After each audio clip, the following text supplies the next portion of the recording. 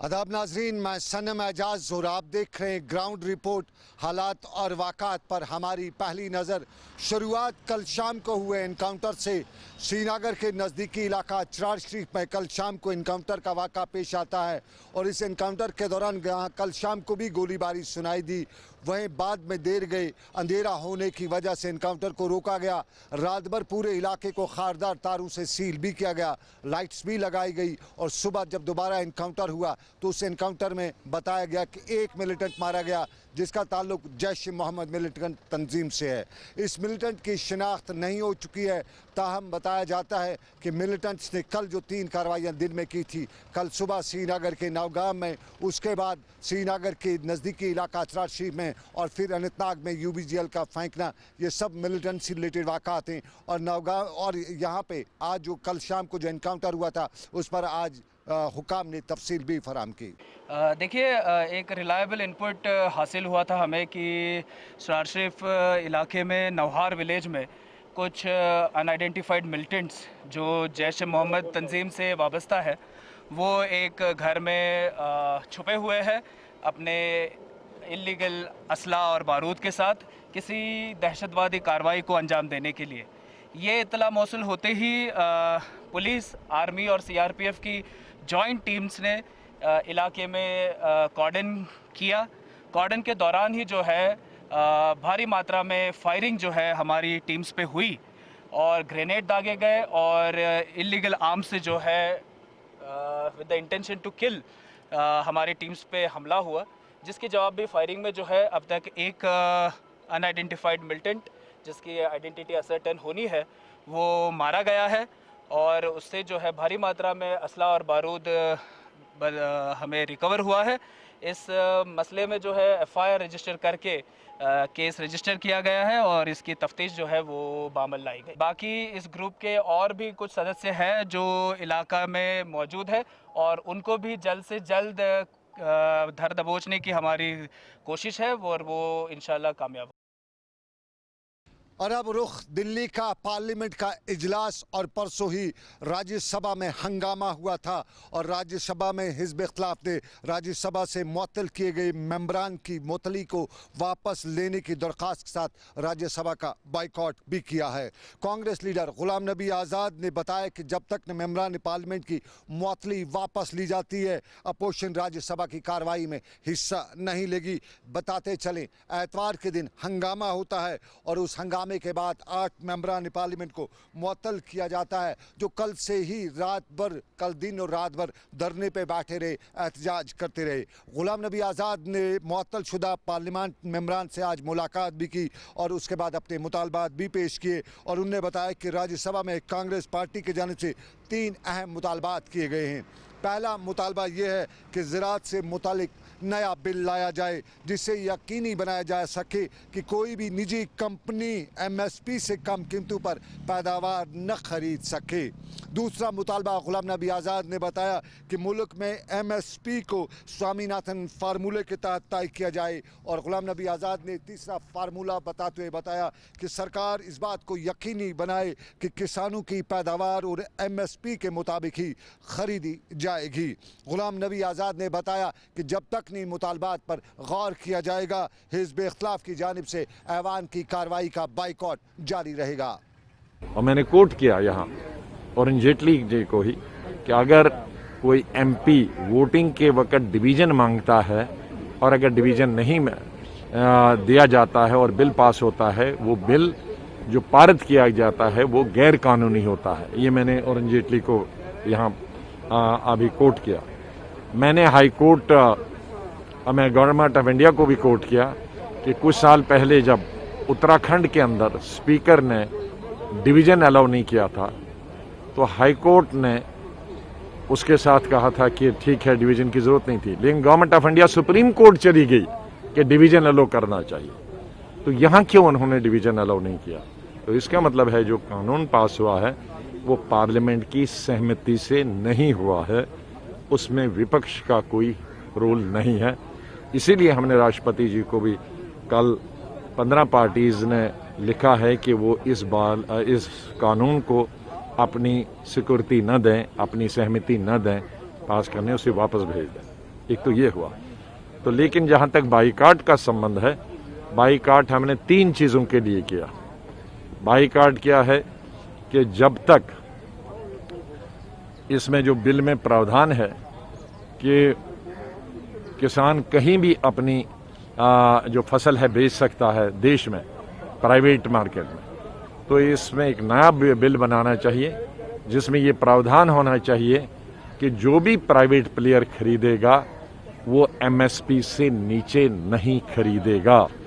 ये अनिवार्य बनाना होगा प्राइवेट परचेजर के लिए भी कि उसको खरीदना होगा एमएसपी के रेट पर। दिल्ली में हिज़्ब इख्तिलाफ के बाइकआउट का ऐलान, लेकिन हम रुख करते हैं एक और बाइकआउट का, और ये लद्दाख की वादियों से आपको बताते चले। लद्दाख तरक्याती हिल काउंसिल के इंतखाबात के लिए इलेक्शन कमीशन की तरफ से तैयारियां मुकम्मल की गई हैं।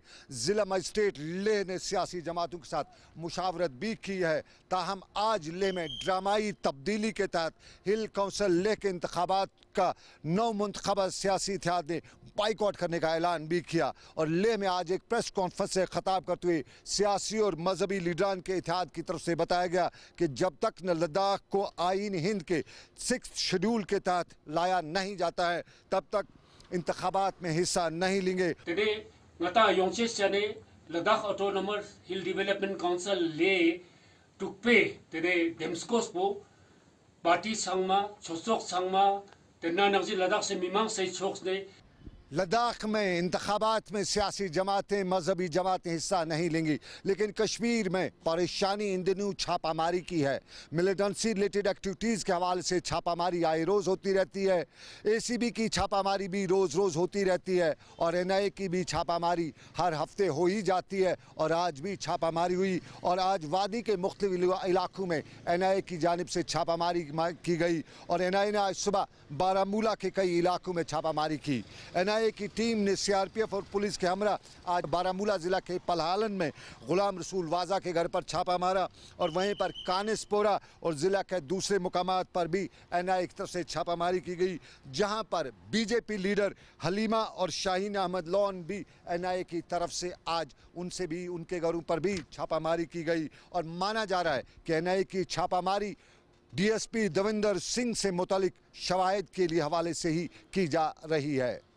मेरे पास आज से पहले 3 साल पहले एक बंदा रहता था शुपियन का, वो बीजेपी से रिलेटेड था तब, और वो यहाँ जब रहता था 3 साल रहा, 2.5-3 साल वो यहाँ रहा। और उस दौरान तो हमें लगा कुछ नहीं, पर हमें जब ये चीज़ें 2 लोगों ने मुझे ये जाके आके घर में बोला उसके रिलेशन के ये बंदा थोड़ा सा मतलब गलत कामों में मुलव्वस है, तो फिर मैंने ये खबर अपने एसएसपी बारामूला को दी और उनसे बात करके एसएसपी बारामूला को साथ लेके मैंने उस बंदे को यहाँ से निकाला और ये खबर हमारी पार्टी को भी दे दी और उन्होंने भी उसको अपनी बेसिक मेंबरशिप से खारिज करा है।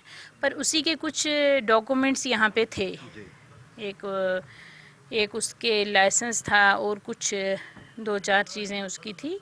तो एनआईए ने आए उनके साथ मैंने कोऑपरेट किया, मैंने उनको वो चीज़ें उसके वो जो थे दस्तावेज़ वो मैंने उनको दे दिए।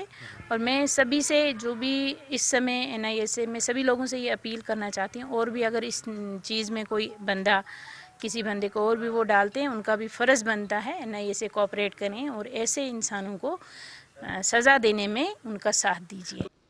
एनआईए की छापामारी बारामूला में बीजेपी लीडर पर भी तलवार लटक रही है और कई और लोगों पर भी एनआईए की तलवार, लेकिन रियासत में और भी मामलात हैं। कोविड की परेशानी में तालीम नहीं हो सकी थी, कल स्कूल खोले जाने का सरकार ने प्रोग्राम बनाया, लेकिन आज बाज़ाब्ता तौर पे इम्तिहानात भी लिए गए और 12वीं जमात के इम्तिहानात आज लिए गए। बैकलॉग के इम्तिहानात और कोविड के बीच में आज इन इम्तिहानात के दौरान सरकार ने इंतजाम भी कर रखे थे। लगभग 200 से ज़्यादा सेंटर्स बनाए गए थे जहां इन बच्चों के इम्तिहानात लिए गए और कुल मिला के बताया जाता है कि 7,000 से ज़ायद तलबा के आज इम्तिहानात थे। ये इम्तिहानात ख़ास उस वक्त हुए हैं जब दुनिया भर में कोविड की परेशानी है और इन इम्तिहानात पर कुछ बच्चे सवाल भी उठा रहे थे। ऑनलाइन और ऑफलाइन के बीच में बच्चे कई जगहों पर सवाल उठा रहे थे और आज इम्तिहानी मराकज़ के बाहर वालिदैन भी थे, बच्चे भी थे और रिश्तेदार भी थे और ख़ास तौर पर एहतियाती तदाबीर पर अमल करने का जोर भी दिया जा रहा था। कुछ बच्चे नालान थे, कुछ वालिदैन परेशान थे, लेकिन ये भी बताया गया कि बड़ी तादाद में बच्चे इन इम्तिहानात में शिरकत नहीं कर सके हैं।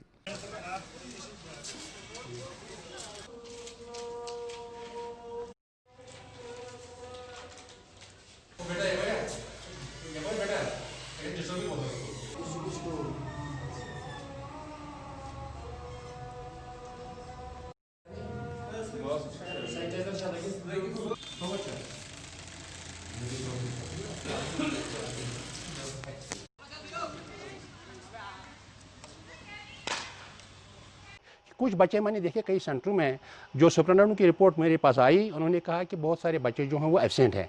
मैं पूरे कुलगाम डिस्ट्रिक्ट के बाइनल बच्चों से गुजारिश करना चाहूँगा, भाई ये वक्त जो है ये जा रहा है, वक्त दोबारा नहीं आता है। खुसूसन हमारी एजुकेशन का अगर लॉस होगा वो कभी बापा नहीं होगा। जो बच्चे एब्सेंट रहे आज, मैं उनसे सबों से गुजारिश करूंगा कि वो तमाम वालिदैन से मैं गुजारिश करना चाहूँगा कि वो अपने बच्चों को इम्तिहान सेंटरों में एग्ज़ाम दिला दें ताकि हमारा साल जो है ये ज़ाया नहीं हो जाए। और अब खबर जेल की। जेल श्रीनगर की सेंट्रल जेल पर कल शाम को एक तकरीब मुनक्कद हुई और इस तकरीब पर रियासत की यूटी की चीफ जस्टिस गीता मित्तल मेहमान खसूसी के बतौर मौजूद रहीं, जबकि डीजी प्रिजन VK सिंह ने उनको खुशामदीद भी यहाँ पे कहा।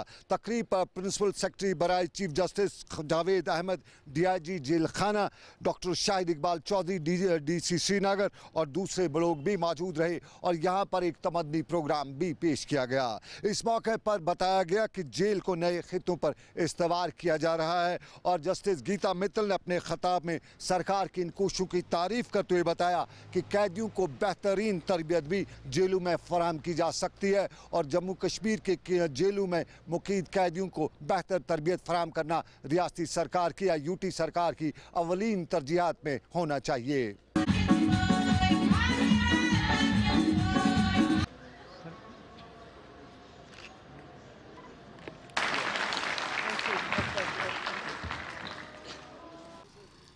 और अगली खबर दो बूंद जिंदगी की जानवरों के लिए। इंसानों के बच्चों को दो बूंद जिंदगी के पोलियो मुखालिफ कतरे तो पिलाए जाते हैं, लेकिन जानवरों का कोई ख्याल रखा नहीं जाता था। ताहम अब सरकार भी जानवरों का ख्याल रखते हुए उन्हें मुख्तलिफ बीमारियों से बचाने के लिए टीके लगाने की शुरुआत कर चुकी है।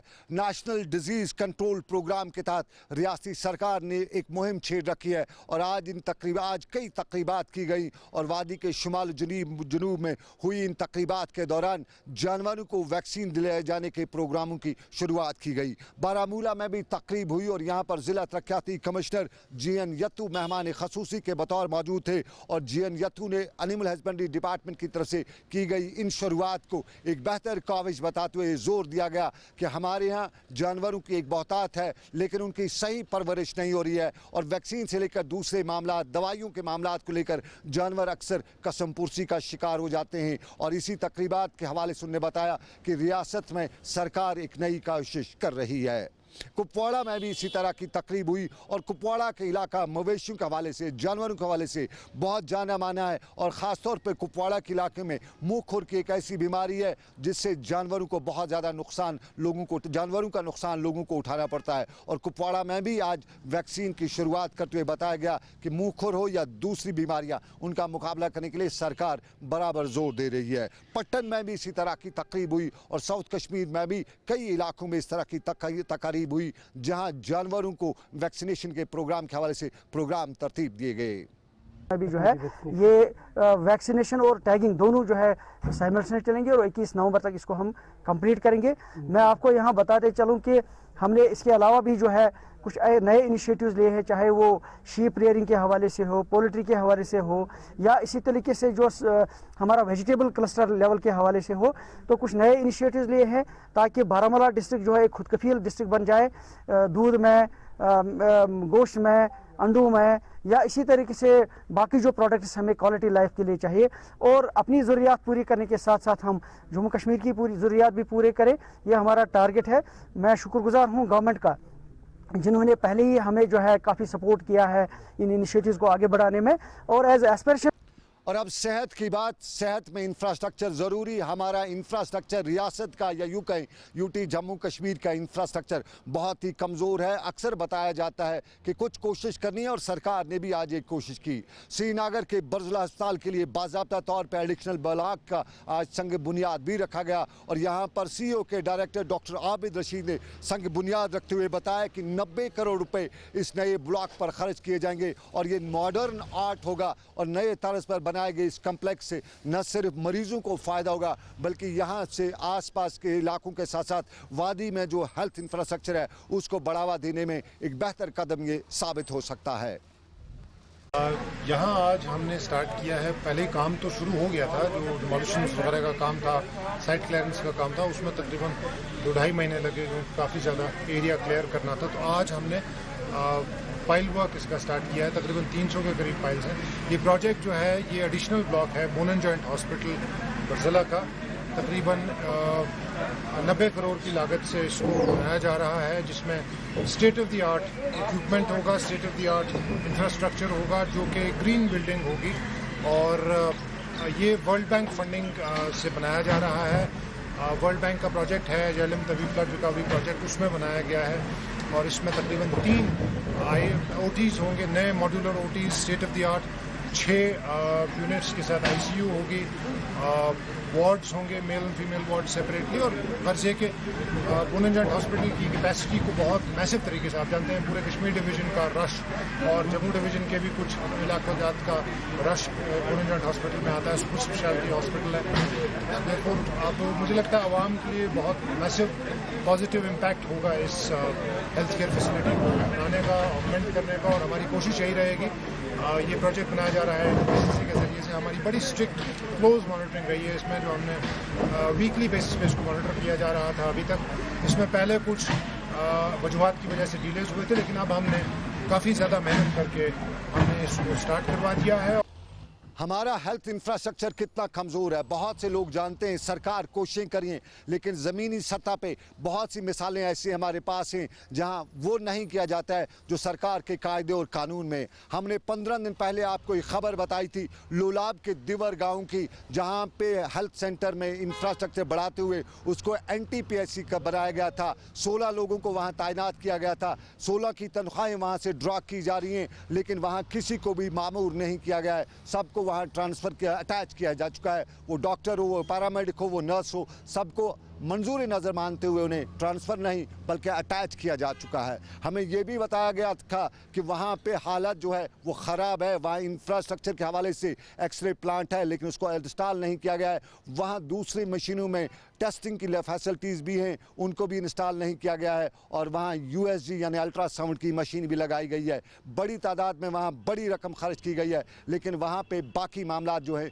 वो सुलझाए नहीं गए हैं। हमने तब ये मामला हुकाम के साथ उठाया था, CMO कुपवाड़ा के साथ, डॉक्टर कौसर के साथ हमने तब मामला उठाया था। उन्होंने कहा था कि 1 हफ्ते के अंदर अंदर वहाँ डॉक्टर जाएंगे, लेकिन अब 15 दिन हो गए हैं, वहाँ कोई भी डॉक्टर नहीं गया है, किसी को नहीं भेजा गया है। बताया जाता है कि आज भी वो डॉक्टर प्राइवेट प्रैक्टिस करने को ज़्यादा तरजीह देते हैं, क्योंकि उस गांव में जाएंगे तो उनकी प्राइवेट प्रैक्टिस बंद होगी, इसलिए वहाँ कोई नहीं जाता है। और खाना पूरी कागज़ों में लिखा जाता है कि वो डॉक्टर वहाँ ड्यूटी पर है, लेकिन भेजा किसी को नहीं जाता है। हमने आज सुबह ही CMO कुपवाड़ा से बात की, उनने कहा कि ये BMO के हाथ में है, हमने BMO से बात करना चाहिए तो BMO ने बताया कि मीडिया से उन्हें बात करने की इजाज़त नहीं है। हमने कोशिश की थी कि हम अतुल डुल्लू तक ये बात पहुँचाएँ, अतुल डुल्लू के हवाले से भी हमें मालूम हुआ कि उनने फ़ोन नहीं उठाया, लेकिन साफ जाहिर है हमारे इंफ्रास्ट्रक्चर में कमियां बहुत हैं और उन कमियों को दूर करने के लिए जहां सरकार कोशिश करी है, लेकिन कहीं न कहीं एडमिनिस्ट्रेशन में कुछ लोग ऐसे हैं जो सरकार की इन कोशिशों पर पानी फेर रही हैं।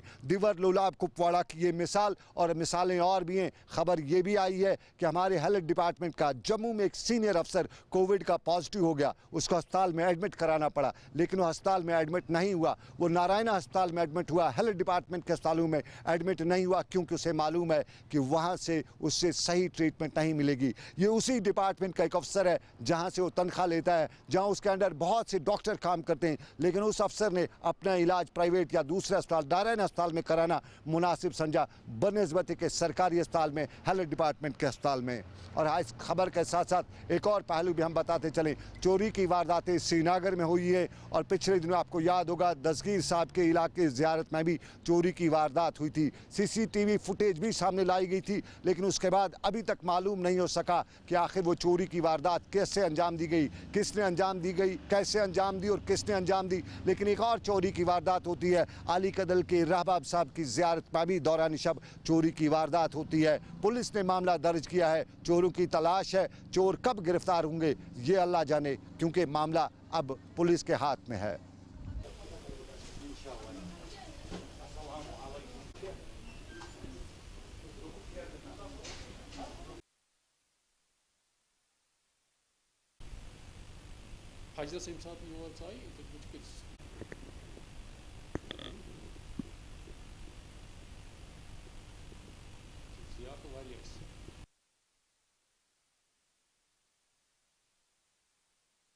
दरगाह गौसियार हबाब साहब ये दसगीर साहब ज़ियारत तो ये आज रात गम चोर डकैती बंग साहब द्राव तम सह दरवाज़ यल तो अत वुन पीठ यल तो तम लोग पत शोर लगे कुदरती ज गाड़ बाज़ाब्त तिमन पाया कहें तिमन पत कोर तम सात पुलिस रिपोर्ट, पुलिस आव तो तिमन क्या कानूनी कार्रवाई कर तो मगर वनकस तम तो वो यह पता पेट मज कोता क्या फुटवोट अती थोमुत तो रपये निम उड़ित तो दमी पेट पे पता कोर्मुत असर तो मगर सो आम खोल क्या कुल फुटरोमुत तो अख टोपी त गमस मशीद बे सिख टुकर गमस मशीद तो संभल तमस संभल बड़ मोट सकर पुलिस जबत सनी पुलिस।